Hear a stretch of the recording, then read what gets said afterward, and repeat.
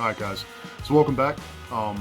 Today I'm going to talk about the training that I've been doing in programming leading up to the USPA drug-tested Kabuki Open in Pittsburgh.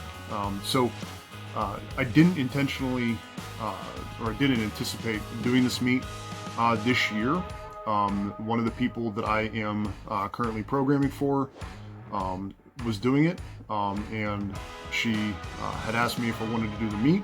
And because there wasn't really anything else coming around, and the RPS meet that I was planning on doing was consistently postponed due to COVID, I went ahead and I jumped in on it. So originally squatting in a monolift or in a power rack with monolift attachments, walking a weight out was brand new to me.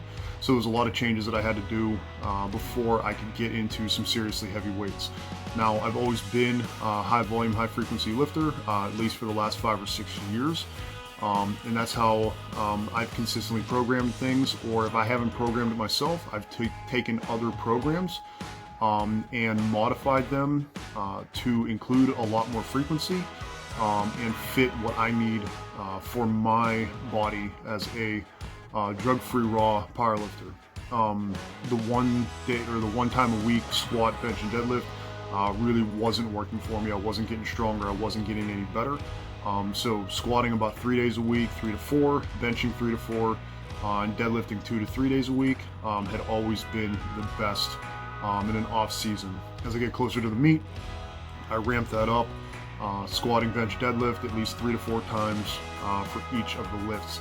And I do that as well for the other one that I'm programming, Ashley Petro. And the results that she's had over the last couple of years and the last couple of meets have been outstanding. Consistently being in that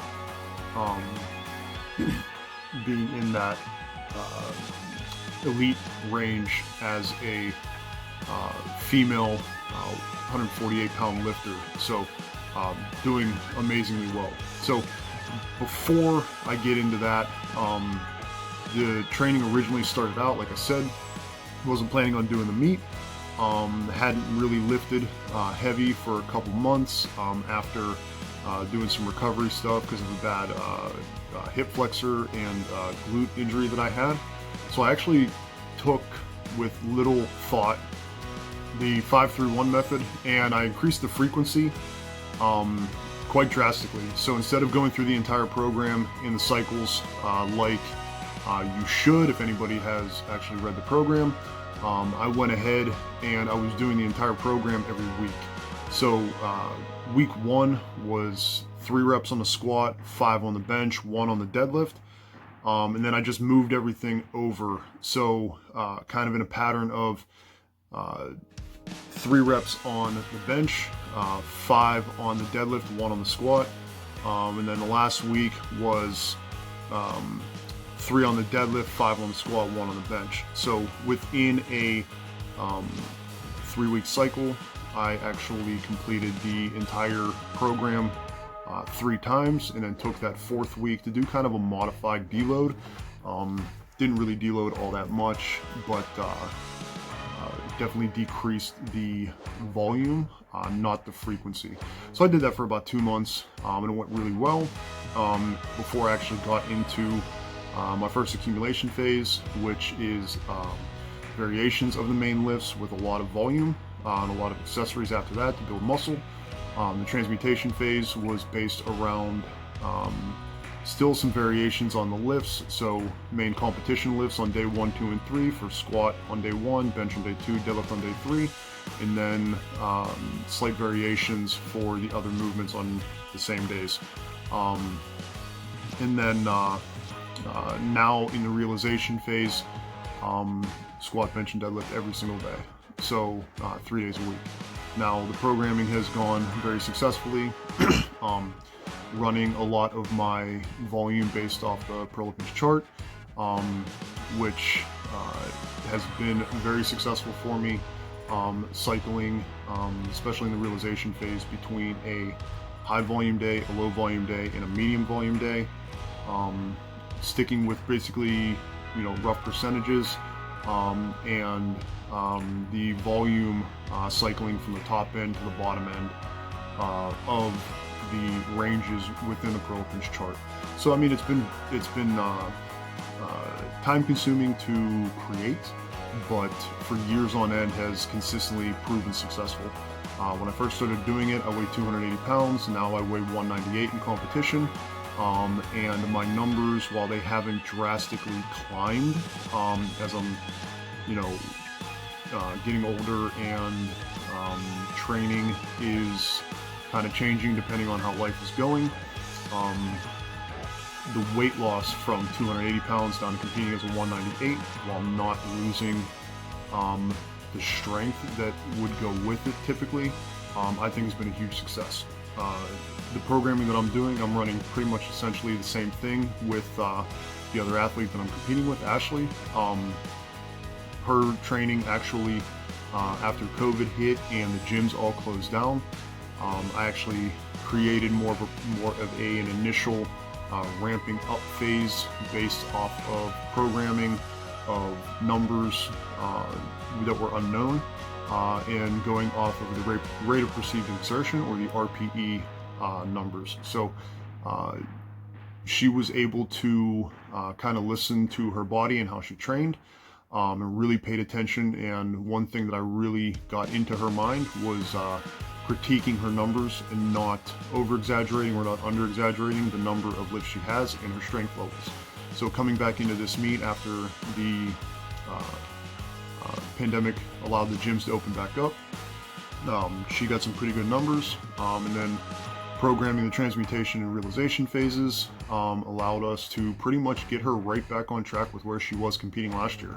So when she competed last year at the Iron City Open with the USPA, she actually totaled as an elite lifter in the 148 pound class. I don't remember what her actual weight was, but squatting in the range of almost 350, benching 175, and deadlifting 340, I think.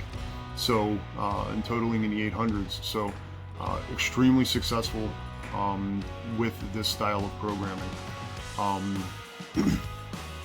I think everything that's going on right now should lead us into a very successful meet. And I'm going to go ahead and post here some videos of this final heavy lifting week of both me and her, and you can kind of see how this has all tied itself together. And the next upcoming week will be water cut, getting ready. She's going to pretty much just walk into the meet and weigh in. I think she's in the 130 pound, 138 range maybe. So definitely under her cut, under her mark. And I'm at 212, 210, getting ready to cut down to 198. So should be interesting leading up into this next week. And then stepping on the scale on Friday, the 30th, first thing in the morning, and then getting ready to compete on the 31st. So follow along, subscribe, and let's go into this meet. And then big things coming afterwards with more conditioning, taking a little bit of time off of the weights, and trying to accomplish some new things moving into 2021. Thanks.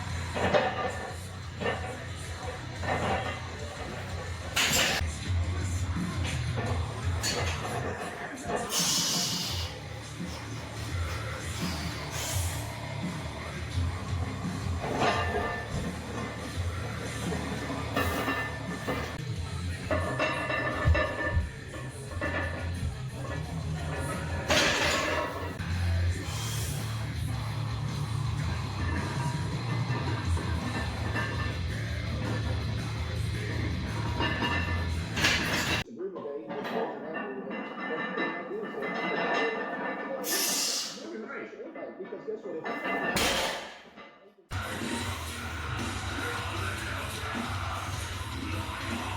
Perfect. Good. Good. Oh. Perfect. Awesome. Up. Take a deep breath. Down. Press. Come on. Perfect. Good.